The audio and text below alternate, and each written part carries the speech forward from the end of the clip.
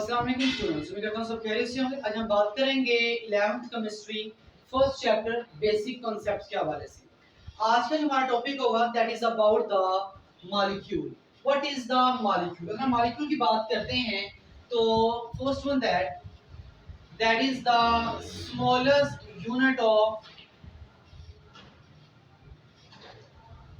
Pure substance, या हम ये भी कह सकते हैं that is the smallest unit of the compound. कि किसी भी प्योर सब्सटेंस, किसी भी कंपाउंड का क्या है, स्मॉलेस्ट यूनिट है। इसके अलावा आपके पास जो मॉलिक्यूल्स हैं they are stable, so they can exist independently.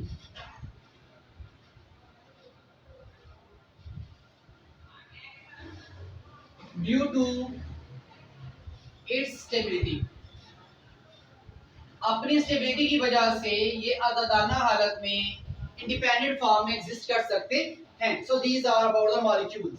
अब अगर हम बात करते हैं about the types of molecules, there are different types of molecules on the basis of same type of atoms, on the basis of different type of atoms, on the base of number of atoms, on the base of size of atoms। तो यहाँ पर different categories हमारे पास types की मौजूद हैं। सबसे पहले हम बात करेंगे on the basis of number of atoms.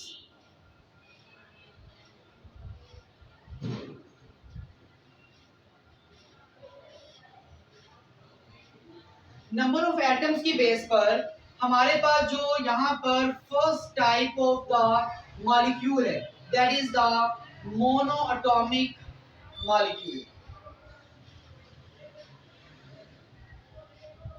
अगर हम बात करते हैं सेकंड टाइप की that is the diatomic molecules. अगर हम बात करते हैं थर्ड टाइप की that is the triatomic molecule. And last one is the polyatomic molecule। अगर सबसे पहले बात करें मोनोएटॉमिक के हवाले से, तो मोनो का मतलब क्या होता है? One. And atomic means atom, तो इसका मतलब क्या हुआ? ऐसे molecule that consist on only one atom. Such molecules that consist on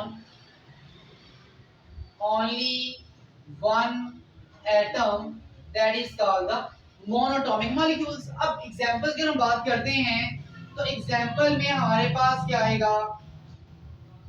only noble gases, सिर्फ noble gases, helium, neon, argon, krypton, xenon, radon, all noble gases are the monatomic molecules. क्योंकि आपके पास जो नोबल गैसेस हैं वो इस form में He2 Ne2 इस form में एग्जिस्ट नहीं करती, बिकॉज स्टेबल आपके नोबल गैसेस स्टेबल्स हैं, वो डायटोमिक एंड ट्राइटोमिक फॉर्म में एग्जिस्ट नहीं करेंगी, लिहाजा वो He और Ne की फॉर्म में एग्जिस्ट करेंगी। तो हम कह सकते हैं कि ऐसे मॉलिक्यूल्स हैं जो कि अकेले स्टेबल हैं, so we can say that they are consist on only one atom. अगर हम बात करें डायटोमिक, डाई का मतलब हमारे पास क्या है? टू। एटॉमिक मींस एटम, तो इसका मतलब क्या हुआ? Such molecules that consist on two atoms.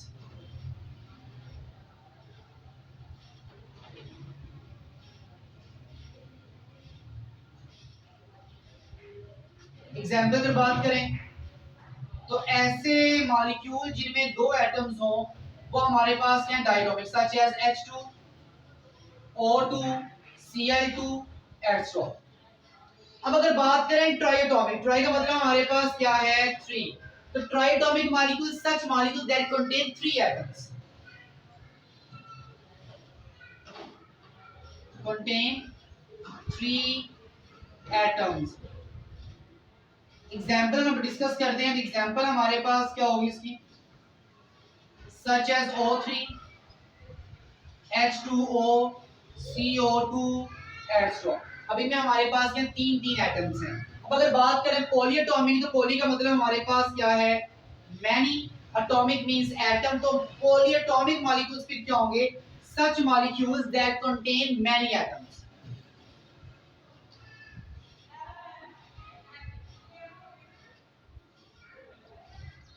For example, C6H12O6, C12, H22O11, etc. मतलब such molecules that contain the many atoms are the polyatomic molecules. इसके बाद हम बात करेंगे types on the basis of size of atom.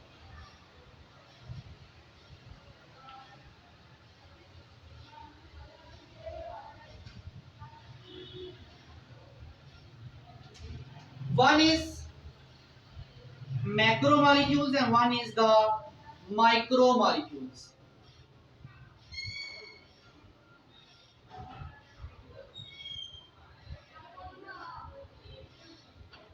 अब यहां पर macro का मतलब हमारे पास क्या होता है, लार्ज। तो मतलब ऐसे मॉलिक्यूल का साइज क्या होगा, large. Such molecules that are of large size is called the macromolecules. अब एग्जांपल डिस्कस करते हैं, तो एग्जांपल हमारे पास क्या होगी, such as the carbohydrates, proteins, hemoglobin, etc. और अगर बात की जाए माइक्रोमोलिक्यूल्स, तो माइक्रो का मतलब हमारे पास क्या होता है, स्मॉल। तो इसका मतलब ऐसे मॉलिक्यूल का साइज क्या हो, small. They are small of size. Example हमारे पास क्या होगी इसकी, such as glucose, water, etc. These are the examples of macromolecules. Now we are discuss about the hemoglobin. अब देखिए अभी मैंने बात की कि hemoglobin एक मैक्रो मॉलिक्यूल है, तो फर्स्ट हम यहाँ बात करेंगे अब मैक्रो सॉरी हेमोग्लोबिन के हवाले से।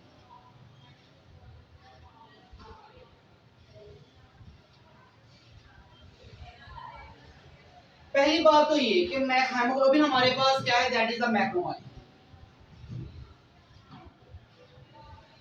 और किसका बना हुआ है, that is made up of protein.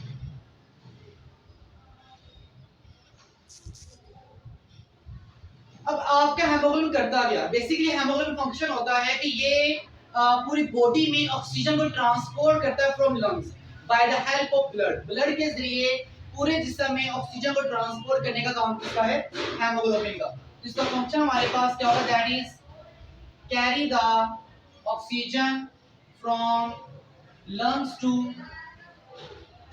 Body by means of blood. खून के जरिए पूरी बॉडी में ऑक्सीजन को ट्रांसपोर्ट करना।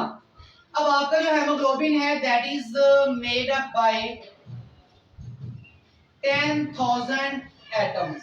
एक हेमोग्लोबिन के मॉलिक्यूल में 10,000 एटम्स पाए जाते हैं। और आपके एक हेमोग्लोबिन का जो मास है दैट इज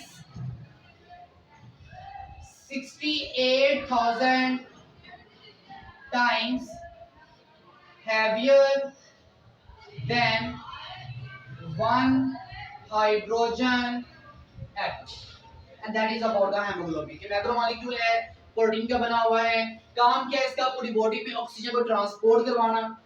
10,000 एटम्स के मिलने से बनेगा और इसका जो मास है वो हाइड्रोजन के एक एटम से 68,000 टाइम्स क्या है, हैवियर है। And that is about the molecules. अच्छा यहाँ पे दो टाइप्स हमारे पास मॉलिक्यूल्स की और भी हैं। One is the homoatomic and one is the heteroatomic molecules.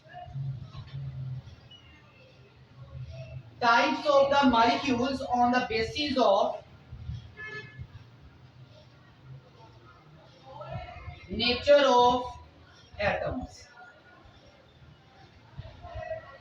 अब वो दो टाइप्स हमारे पास क्या है, वन इज द होमोटॉमिक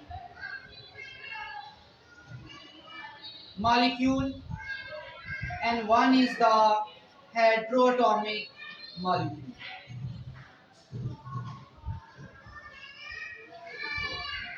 अगर बात करें होमोटॉमिक की, तो होमो का मतलब क्या होता है? सेम, और एटॉमिक मतलब एटम, मतलब ऐसे मॉलिक्यूल जिनमें एक जैसे एटम्स हैं।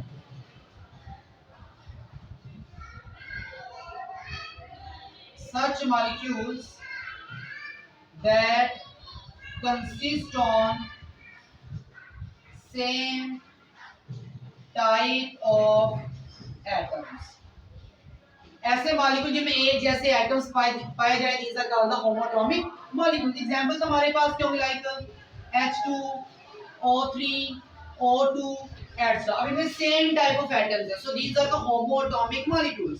Now what is mean by hetero? hetero का मतलब होता है डिफरेंट।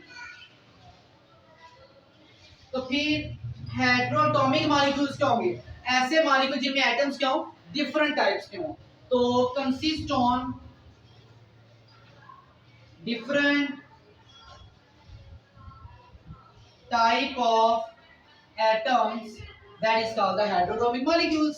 तो एग्जांपल अगर बात करें तो like H2O, CO2, C6H12O6 etc. That is about the heteroatomic molecule. और ये हमारे पास एक छोटा सा लेक्चर था अबाउट द मॉलिक्यूल्स। अब हम डिस्कस करेंगे about the ions.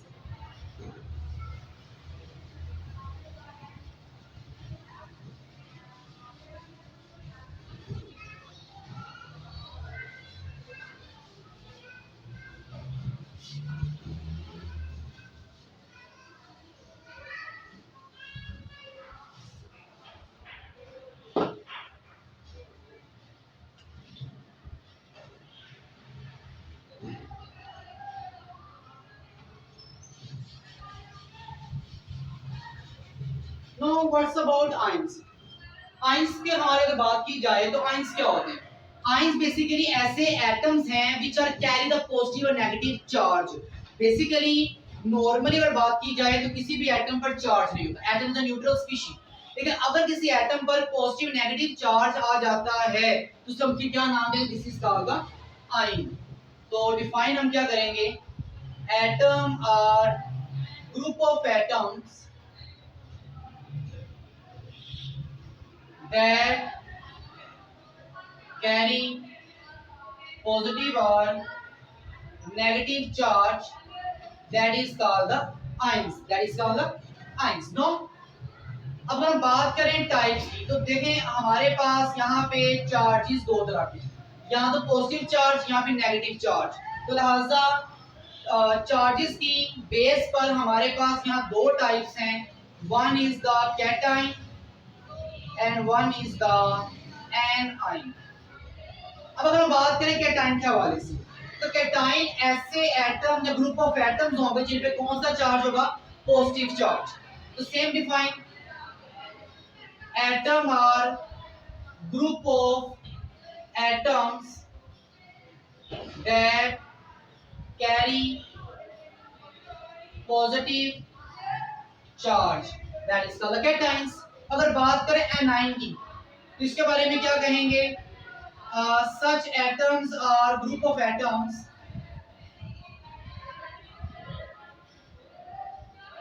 That carry negative charge, this is called the anions. अब अगर बात की जाती है कि कैटाइन पे पॉजिटिव चार्ज है और एनाइन पे नेगेटिव चार्ज है, तो पॉजिटिव चार्ज कब आता है, नेगेटिव चार्ज कब आएगा? तो बेसिकली अगर इनकी फॉर्मेशन की बात की जाए तो कैटाइन तब बनते हैं, पॉजिटिव चार्ज तब आता है जब इलेक्ट्रॉन वैलेंस शेल में से आउटर मोस्ट शेल में से लीव करे। तो due to removal of electron from valence shell, valence shell में से इलेक्ट्रॉन के रिमूव होने की वजह से जो चार्ज आएगा वो कौन सा होगा? Positive charge. और नेगेटिव चार्ज कब आएगा? इसकी फॉर्मेशन हमारे पास कब होगी? तो that is due to gain of electron, electron के हसूल के बाद, इलेक्ट्रॉन गेन करने के बाद, वैलेंस शेल में इलेक्ट्रॉन ऐड होने के बाद जो चार्ज आएगा वो चार्ज कौन सा होगा? Negative charge. फॉर एग्जांपल्स अगर हम बात करते हैं कि हमारे पास सोडियम है, अब सोडियम के आउटर मोस्ट शेल में एक इलेक्ट्रॉन है। अगर ये सोडियम को एक इलेक्ट्रॉन खारिज कर दे, रिमूव कर दे, तो इसके पास ऑक्टेट रूल क्या होगा, कंप्लीट हो जाएगा, क्योंकि इसके आउटर मोस्ट शेल में इलेक्ट्रॉन हमारे पास हो गए 8। किस तरह से, अगर आप सोडियम को देखें तो इसके पास पहले शेल में 2 इलेक्ट्रॉन्स हैं, दूसरे शेल में 8 इलेक्ट्रॉन्स हैं, और सबसे बैरूनी शेल में सिर्फ एक इलेक्ट्रॉन। अगर आपका सोडियम ये आउटर मोस्ट शेल का इलेक्ट्रॉन रिमूव कर दे, अब अंदर कितने इलेक्ट्रॉन था, 2 4 6 और 8 इलेक्ट्रॉन्स कंप्लीट है, मतलब आपके सोडियम ऑक्टेट क्या हो गया, कंप्लीट हो गया। तो लिहाजा सोडियम अपने वैलेंस शेल में से एक इलेक्ट्रॉन को रिमूव करेगा, चार्ज आएगा प्लस का 9 इलेक्ट्रॉन। अब अगर बात करते हैं फ्लोरीन की, तो फ्लोरीन के आउटर मोस्ट शेल में 7 इलेक्ट्रॉन, इट कंटेन्स 7 इलेक्ट्रॉन्स। तो एक इलेक्ट्रॉन जब गेन करेगा तो इसके आउटर मोस्ट शेल में 8 इलेक्ट्रॉन्स कंप्लीट हो जाएंगे, इसका ऑक्टेट कंप्लीट होगा इलेक्ट्रॉन लेने के बाद। तो लिहाजा इलेक्ट्रॉन गेन करेगा और इस पे चार्ज क्या आएगा, नेगेटिव चार्ज आएगा। तो इलेक्ट्रॉन रिमूव करने के बाद पॉजिटिव चार्ज, इलेक्ट्रॉन लेने के बाद नेगेटिव चार्ज। अब सवाल ज़हन में ये आता है कि इलेक्ट्रॉन लूज करने के बाद पॉजिटिव चार्ज ही क्यों आया, नेगेटिव चार्ज भी तो आ सकता था, तो पॉजिटिव ही क्यों आया। उसकी वजह हमारे पास ये है, अगर आप सोडियम को देखें तो सोडियम के पास टोटल 11 इलेक्ट्रॉन थे रिमूव करने से पहले, और 11 ही प्रोटॉन थे, 11 इलेक्ट्रॉन 11 ही प्रोटॉन। अब आपका सोडियम एक इलेक्ट्रॉन रिमूव कर चुका है, अब इसके बाद बाकी इलेक्ट्रॉन बचे हैं 10 इलेक्ट्रॉन, और प्रोटॉन पहले भी 11 थे और अभी कितने हैं, 11 प्रोटॉन ही हैं। अब अगर देखा जाए तो इलेक्ट्रॉन नेगेटिव चार्ज रखने वाला जो पार्टिकल है उसकी तादाद कम हो गई, और पॉजिटिव चार्ज रखने वाले पार्टिकल की तादाद क्या होगी, ज्यादा, जिससे हम कह सकते हैं इस पे चार्ज क्या आएगा, प्लस का चार्ज आएगा। इस तरह फ्लोरीन के पास पहले 9 इलेक्ट्रॉन थे और 9 ही प्रोटॉन थे। एक इलेक्ट्रॉन लेने के बाद अब फ्लोरीन के पास 10 इलेक्ट्रॉन हो गए और प्रोटॉन अभी भी कितने हैं, 9। अब यहाँ पर अगर देखा जाए तो नेगेटिव चार्ज पार्टिकल्स की तादाद ज्यादा होगी और पॉजिटिव चार्ज पार्टिकल्स की तादाद क्या है, कम। तो हम ये कह सकते हैं कि अब इस पे चार्ज कौन सा आएगा, नेगेटिव। तो जब इलेक्ट्रॉन दिया जाएगा, रिमूव किया जाएगा तो पॉजिटिव चार्ज, और जब इलेक्ट्रॉन गेन किया जाएगा तो चार्ज कौन सा आएगा, नेगेटिव का। This is about the ions. Now एक और पॉइंट, अब कौन सा आयन, कैटायन या एनायन, इनमें से एंडोथर्मिक रिएक्शन कौन सा देगा और एक्सोथर्मिक रिएक्शन कौन सा देगा। मैं आपको इनकी वैल्यूज बता रहा हूँ, ये आप लोगों ने 9th क्लास में पढ़ी होंगी। डेल्टा एच की वैल्यू, जब इलेक्ट्रॉन सोडियम से निकलेगा तो उस दौरान जो एनर्जी रिलीज होती है that is plus 496 kilo joule per mole, और फ्लोरीन के दौरान जो चेंज एनर्जी हमारे पास आएगा वो हमारे पास है -350 किलो जूल पर मोल। नो स्टूडेंट्स, यहाँ पे एक बात गौर करने वाली है कि हमने उस सोडियम की बात की तो यहाँ पर एनर्जी प्लस में, और जब फ्लोरीन की बात की तो एनर्जी हमारे पास क्या है, माइनस में। बेसिकली जब कोई स्पीशीज, जब कोई एटम, जब कोई मॉलिक्यूल एनर्जी एब्जॉर्ब करता है इलेक्ट्रॉन रिमूव करने के लिए तो उस पे प्लस का चार्ज, एनर्जी प्लस में आ जाती है। और जब कोई आपका एटम इलेक्ट्रॉन गेन करता है तो उस दौरान एनर्जी रिलीज करेगा, और जब एनर्जी रिलीज करेंगे तो साइन कौन सा आएगा यहाँ पे, नेगेटिव का। तो ये जो प्लस का साइन है रिप्रेजेंट करेगा, this plus sign represented the endothermic process, और जो negative sign that show the exothermic process.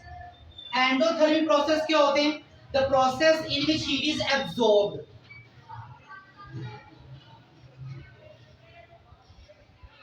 Such process in which heat is absorbed, और एक्सोथर्मिक में क्या होगा, such process in which heat is evolved।